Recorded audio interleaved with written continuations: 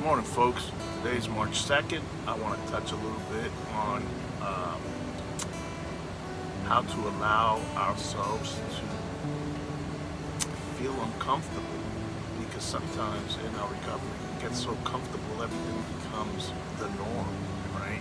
So we accept it for what it is. So I'm going to give you a little story about an eaglet, and it's a pretty powerful story that I like to use when I work with my men in recovery, just due to the fact they can kind of visualize the story I'm about to tell. So again, my name is Lee Cruz.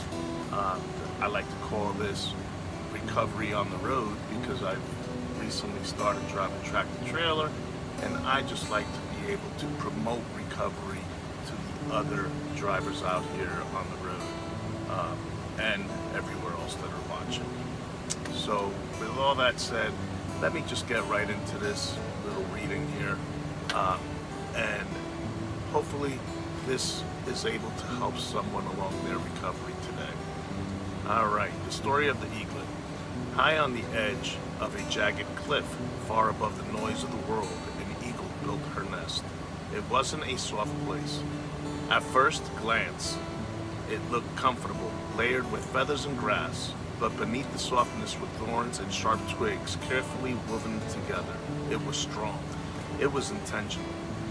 In that nest the eaglet was born. For weeks, life felt safe, warm, protected. The mother eagle brought food, shielded the eaglet from storms, covered it with her wings when the wind howled across the mountain. The eaglet grew comfortable. Then one day, things changed. The mother stopped bringing food as often. She began stirring the nest. The soft feathers that once cushioned the eaglet were pulled away, exposing the thorns beneath. The place that once felt safe became uncomfortable. The eaglet didn't understand. Why is this happening? Why is my comfort being removed? Why does it hurt to stay where I once felt safe? But the mother eagle knew something the eaglet did not. Eagles were not born to live in nests. They were born to fly. One morning, without warning, the mother eaglet nudged the eaglet toward the edge of the cliff. The wind roared below. The eaglet resisted, clawed, screamed. But the push came anyway, and suddenly it was falling. The air rushed past. The ground seemed to race upward. Panic set in. The eaglet flapped wildly, not knowing what it was doing, only knowing it did not want to crash. And then something happened. The wings that had always been there, unused, untested, caught the wind. Lift, balance, movement. What felt like falling became flying. And just before the eaglet could hit the rocks below, the mother eagle swooped down, catching it on her back, carrying it upward once more. Again and again this happened. Push, fall, flap, lift. Until one day, the eaglet didn't need catching, it soared.